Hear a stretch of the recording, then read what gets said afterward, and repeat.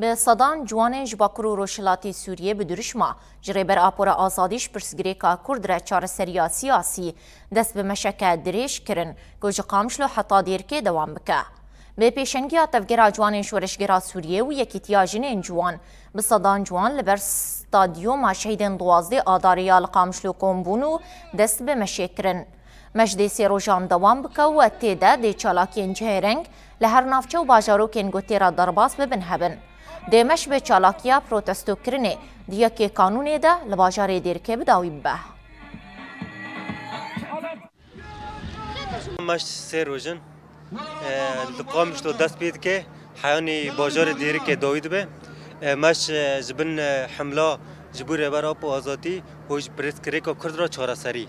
و جبونا 27 مجداره وقتی هر کس زانه 27 مجداره روزا دامازراندنا پارتیا کارکر کردستان پکه که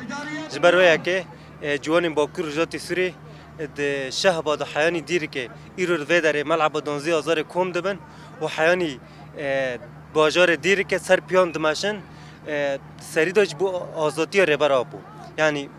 ایرو تو هر کسی هر جوانی که ویداره خاطی ویداره آماده بوی بپرسی دبیجه همش بو سرک آبو هاتنه جبو که ربر آبو در نیو مدا به فیزیکی جیام که بخواه هر کس زانه ربر آبو فکر آزاد امانی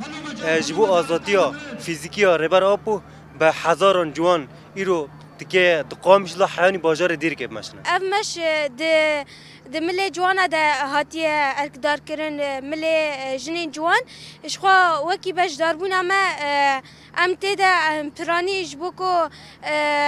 هدف دجمکو تخوازه جوانا تونه بکه اشخوا هدف ما کمین کو ما حمله دست بکریه جی اف حمله کو جربرا پر آزادیش پرسگره که کرد را چهار سری اشخوا هم دبیجن وک جنین جوان ما دست بکریه.